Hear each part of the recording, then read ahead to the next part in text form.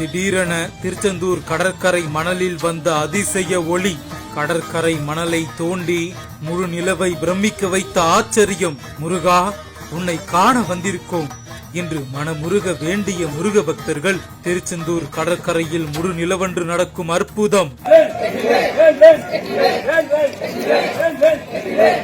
தூத்துக்குடி மாவட்டம் திருச்செந்தூர் அருள்மிகு சுப்பிரமணிய சுவாமி கோவிலானது 6 படை வீடுகளில் 2ஆம் படை வீடாகும். மேலும் இந்த கோவில் கடற்கரை பகுதியில் அமைந்திருப்பதால் சிறந்த பரிகார ஸ்தலமாக விளங்குகிறது. இதனால் கோவிலுக்கு வரும் பக்தர்கள் எண்ணிக்கை திருவிழா காலங்களில் அதிகரித்து வருகிறது. இதனால் கோவிலுக்கு வரும் பக்தர்களின் எண்ணிக்கை திருவிழா காலங்களை தவிர்த்தும் அதிகரித்து வருகிறது. இந்த நிலையில் பௌர்ணமி தினத்தில் திருச்செந்தூர் சுப்பிரமணிய சுவாமி கோவில் கடற்கரையில் ஏராளமான பக்தர்கள் கடல் ஆரத்தி எடுத்து சமுத்திர அபிஷேகத்தில் கலந்து கொண்டு இரவு கடற்கரையில் தங்கி அதிகாலையில் கடலில் புனித நீராடி சுவாமி தரிசனம் செய்வதை வழக்கமாக கொண்டுள்ளனர். மேலும் இந்த பௌர்ணமி தினத்தில் கடற்கரையில் தங்கி வழிபாடு நடத்தினால் நினைத்த காரியம் நடைபெறுவதாக பக்தர்கள் குவிந்து வந்தனர். மேலும் கடலுக்கு சமுத்திர அபிஷேகம் ஆரத்தி எடுத்தும் கடற்கரை மணலில் விளக்கு ஏற்றி வழிபாடு நடத்தினர்.